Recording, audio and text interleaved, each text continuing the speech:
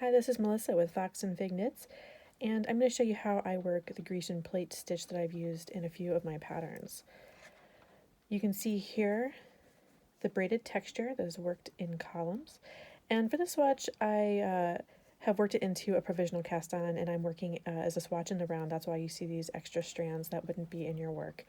So in this example I have just worked the second row of the pattern, which is to do the actual braided technique. So for picking up where I've left off, I'm going to switch to my larger needle per the pattern. Now in this example I'm using a size 6 small needle and a size 10 for the large needle. Of course you can use a range of needles, but I would recommend several sizes up. So first we're going to work a whole entire row with the large needle, like so. So you just can go ahead and knit right onto this larger needle. Now when you're doing a project, if you have interchangeables, one thing that is easier is to just change the right needle. Depending on the circumference of your project, if you're working in the round, it might be easier to use fixed needles, but just a tip that you can go ahead and consider just changing the right needle, because when you get to the ends of your row, which we're almost there, you're going to knit this right back onto the small needle, and it's easier than actually using two needles or changing needles some of the time. So because I'm working this swatching around, of course, I'm going to slide this back to the beginning of my stitches, or the beginning of the needle.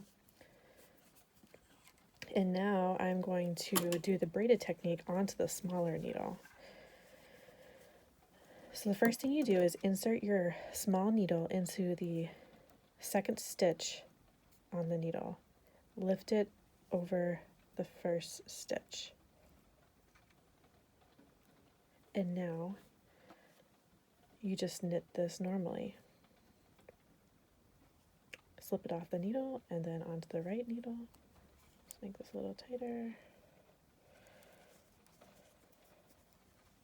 And now you just knit this second stitch. And then you just continue along that pattern. Lift the second stitch over the first, knit this stitch normally, knit the second stitch, which was the first stitch previously. And again, lift the second stitch over the first, knit this stitch normally, knit the second stitch normally, and you continue down your needle. And this technique takes a few extra seconds, I guess, but the texture is really worth it. It's really beautiful. You'll see here in a second.